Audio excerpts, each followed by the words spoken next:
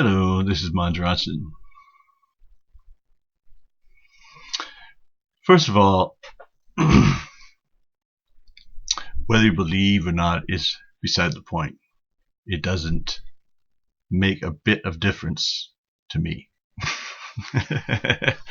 But if you want to just enjoy yourself, I can speak to you a little bit. I've been told by my handlers that I'm supposed to put on a clean shirt and tie and stop being so squirrely. So here I am, less squirrely.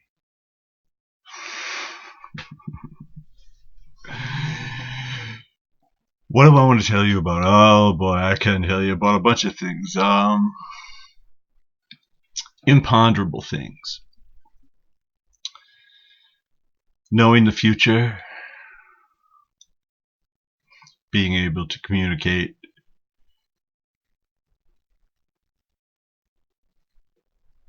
directly to other people. And not even be conscious of it. But you know, the best thing here is that you get to see this doofy face, and I get to confound you, which is the best thing of all. If you'd like to mock me, go ahead and mock me.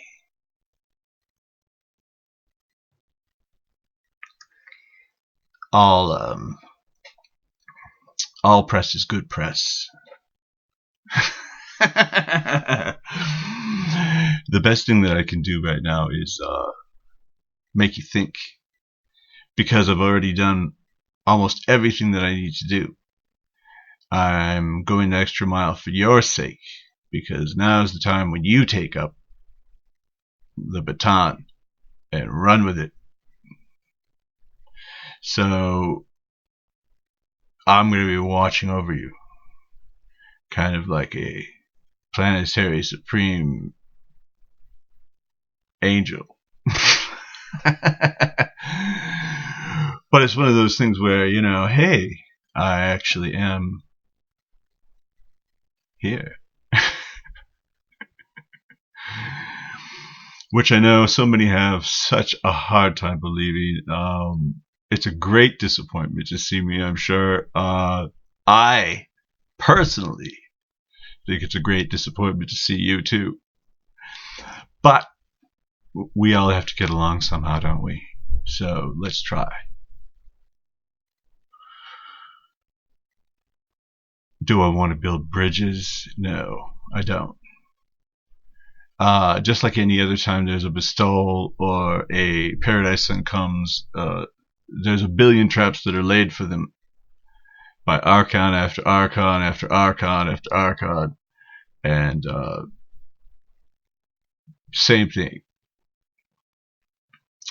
I had to decide early on whether I was going to believe all of the stories about myself, whether I was going to inhabit all the things that everyone told me I was going to be, or whether I was actually going to do it the way that I knew I needed to do it. And I had to make an early on decision that no matter how many times people have said, I want to work with you, they've said it out into the ether. The ones that really work with me are already working with me. If you're not important, you're not going to be important. That's just the way it is. And so many who thought they were tremendously important have become tremendously unimportant. So, we're all cryptic today. Let's see. I want to talk about the bigger picture. When did the magisterial mission start? It started in 1978, when Macaventa officially was in the flesh. And it's one of those things where, you know,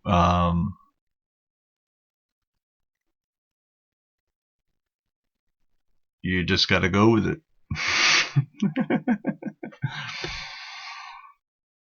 So humanity has actually been working on behalf of the magisterial mission for a long period of time. They weren't aware of the fact that they were, but they were. Where do you think the hippies came from? Or so many other things. The Cold War. I mean, come on, let's put things in perspective here. You've got two opposing kinds of governmental structures, capitalism and communism, working out experiential destiny in two different places at the same time. You've got religious extremism and atheism, working out experiential wisdom at the same time. You've got poor people and rich people, and the gulf keeps getting wider and wider, and they're working out experiential wisdom at the same time. You've got wars and rumors of wars and horrible, horrible calamities here and there, yada, yada, yada. Everybody seems to know what they're thinking or what they're doing or what it is that God wants from them, but do they really know? Do they really know? And there's direction from on high. Direction from on high that comes straight in through the center of your being, shooting right up the center. Everybody seems to know exactly what their Father needs them to do, and they do it. Now is the time when all these things start to be revealed to people, that they've always known exactly what they're supposed to do, and their contribution will be revealed to them, along with all sorts of other interesting things about dimensional realities. We're all going to start questioning whether things are real or whether they're just illusion. We're all going to start questioning whether conspiracies that we believed were so insurmountable haven't all somehow been a conspiracy against the conspirators. The best way to get the best of people who think they're too crafty is to pretend as if you're one of them. So what am I talking about? I'm talking about the cabal, the Illuminati, all these other things that we believed for so long were a conspiracy against humanity have actually worked out in our favor. You might not believe that that's the case, but it's actually the case. All the things that you think are so tremendously egregious and absolutely impossible have actually been working in your favor, and you'll see it soon that it is true. But I'm kind of free-forming it right now, aren't I? Sometimes you have to embrace chaos in your mind to understand exactly how just the fluttering of a butterfly's wings can change the course of a hurricane. It's chaos theory, the butterfly effect. One little tiny, tiny crippled woman who has incredible faith can turn the destiny of the entire world.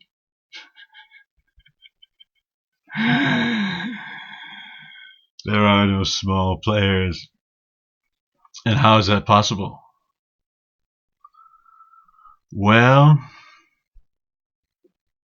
if she knows how to connect herself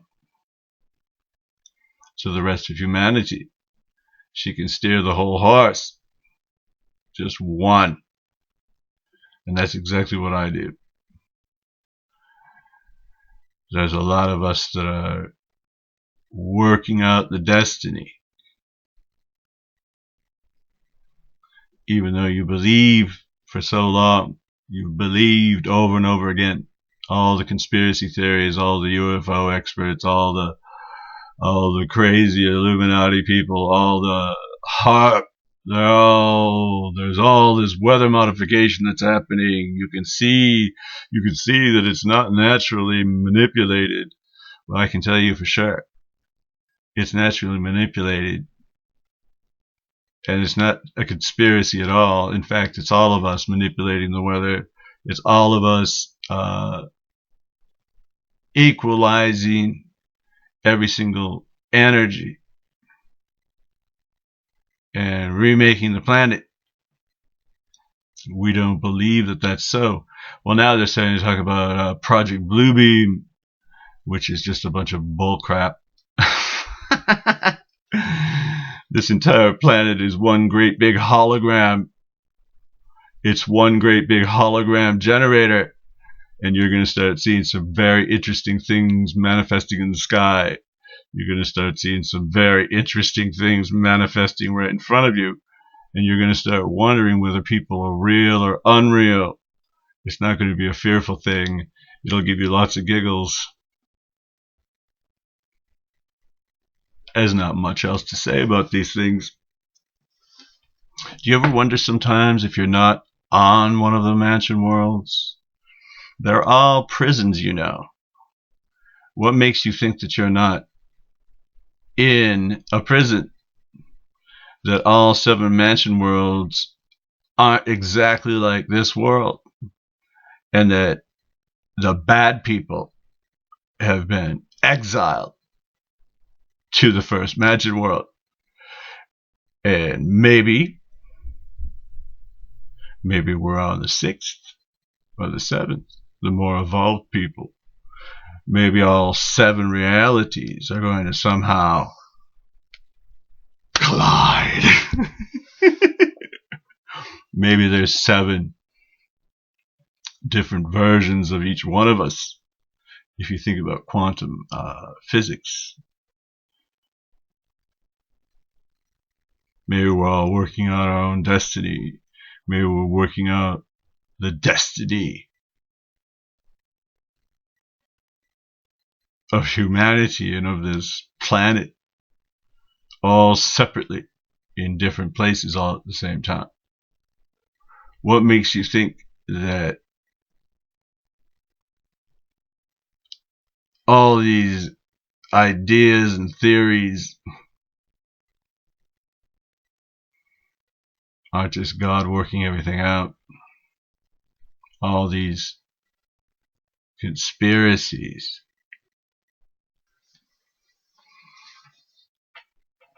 You've got to start thinking in terms of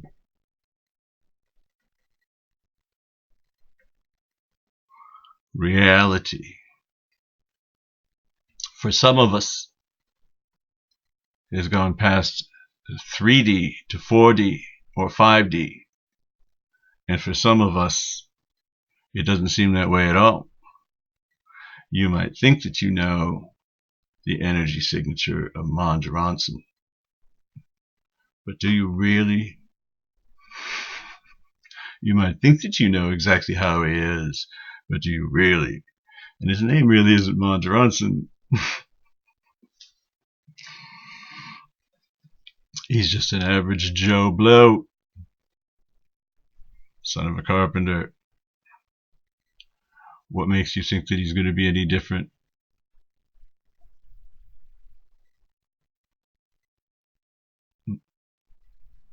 I mean, really?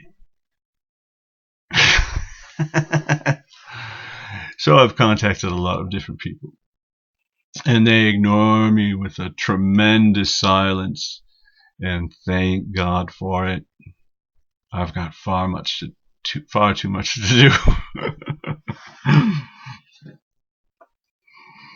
So there's a certain amount of people that know me, certain amount of people that will never know me, and thank God for it, because I don't need to know them.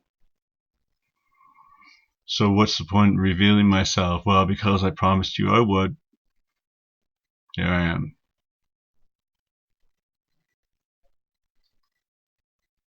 So live it down. Okay. So I can sit and talk about all sorts of proofs and miracles. I can talk about all sorts of interesting, incredible things. I can talk about how we move the hand of destiny by invisible means. I can talk about uh, tremendous synchronicity in my life to the point where everything is a sign and a portent. I can talk about how I knew that the city of New Orleans would be destroyed 2 weeks before it was destroyed.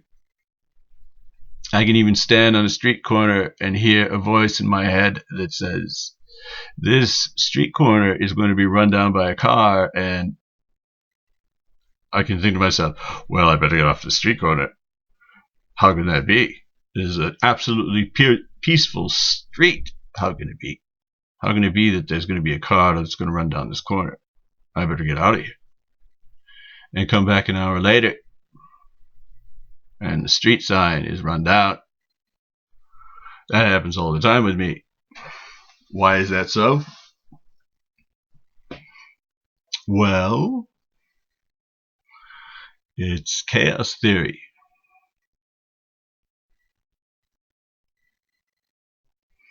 Butterfly flapping its wings can change the course of a hurricane. What makes you think that all those things that I said that I had a hand in, that I did not have a hand in? What makes you think that I'm not telling you the truth about everything that's gone on? Or if you are lazy and you don't want to read what I've said, or you think that it's a megalomaniac who's talking about himself because he has superior intelligence. There's this guy named Cobbergland or whatever. I wouldn't want to be called a gland. Isn't that the gland that makes sense, which is objectionable? Cobbergland? What is that? In fact, I think I can smell you here. Anyway, you know what's really funny about this gentleman? He constantly believes that every time he hears someone who has superior intelligence or has a vibration, what he calls the nefarious CYRUS, that suddenly I'm that person, or I've somehow inhabited them, which sometimes I can't actually influence people. But it's quite funny. It's kind of like when the ruler in Palestine and Israel back in Jesus' time was wondering about Jesus, and he said that he thought that he was John the Baptist raised from the dead. Why is that? Did he feel the same energy signature? What the hell? People are crazy. So if you want to know who I am, you can know who I am. If you don't want to know who I am, that's fine. I don't care either way. In fact, it's a lot more fun to poke fun at people who seem to think that they know what they're talking about. If Jesus was here, he'd call you what? Whitewashed graves, children of the devil, hypocrites and Pharisees, false prophets. Let's see. Why are you trying to kill me? We're not trying to kill you.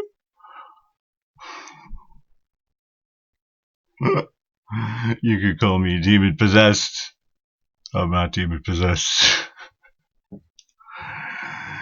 Now you all in the teaching mission and in various websites that are critical of me get to be villainized like all of the hypocrites that Jesus had to deal with, and you get to slander the Son of God just the way that they slandered the Son of God, and it's going to be so wonderfully glorious for you because you'll be proven to be empty and uninspired, and you will have nothing.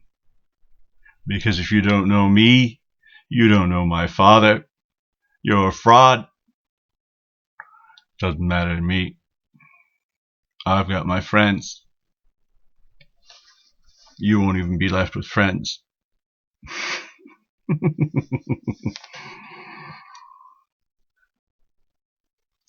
That's what happens when you have a completed work. I'm just staying around for your sake. I just want to see. I want to see all of the mutterers and the false prophets be made a fool of, like it says in Isaiah. Go ahead. Prove to me that you're everything that God has told me you would be. Empty. That's all I have to say. Have a good day. What makes you think for 1 minute that I'm not going to be irascible? That I'm not going to be full of fire? Or have a great sense of humor? That I'm not going to be on to you? Or that I won't know exactly what to do with you and not to do with you? Good day.